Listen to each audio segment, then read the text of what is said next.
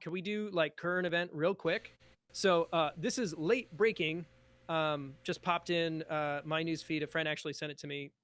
Thanks to Jeff for bringing it to my attention.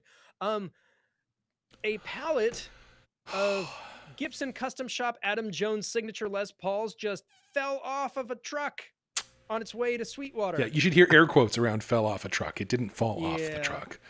Yeah, it was in a truck full of guitars, but they only stole that pallet. Yeah.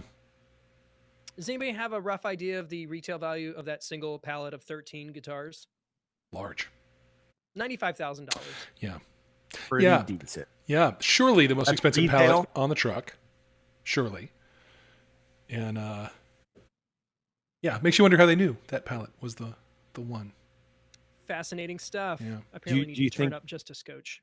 Do you think the rest of the instrument makers that were on that, it's kind of a slap in the face? Kind of like there was a band from our area, very prevalent band that had their space, their big old truck stolen. Like, somebody got into it and stole stuff, but they took everything but the drums. And I'm like, oh, that's kind of harsh. Like, you got to be happy that they didn't take your drums, but at the same time, you're like, well, what? Like, are my drums not cool enough for you to steal?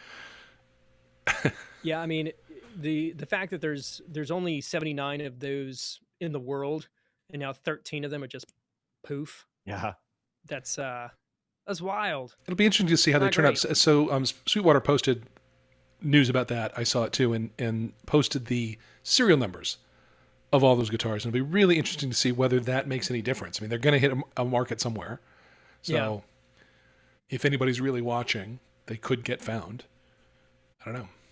Or I mean, somebody like, it seems like one of those things where they made the plan and they thought it through, but they didn't I don't know if they thought about how rare that model is. Right. It's not like, a bunch of Les Paul standards that like there are thousands of them going out, every single month. Like these are the rarest of the rare. So they can't hit the market in any way. Right. They would have to be, I mean, collectors maybe, but then how do you contact them? It's a weird thing. It's a weird thing. I know that, I mean, there is definitely a black market guitar collector network. Like that definitely is a thing that exists. Because you hear about these guitars that get stolen from famous musicians or off stages and stuff on tours and stuff, and they never turn back up again. Yeah. And maybe they turn up like 20, 30 years later because somebody died and, their wife, was trying to offload some stuff that she had no idea about. But like that stuff, that turns up at a yard sale or whatever. Yeah. It's wild, man. Yeah. It's crazy. So, if you're in the market, and you know some shady dudes, maybe, hit them up. Get yourself one of those. Or don't. I don't know. I mean, a Silver Burst Les Paul Custom is pretty sweet. I don't think I would pay the kind of money that those guys are. No. It's the brand that makes it valuable. And okay, that's a thing, but yeah, definitely not on my radar. Not on my radar. Yeah.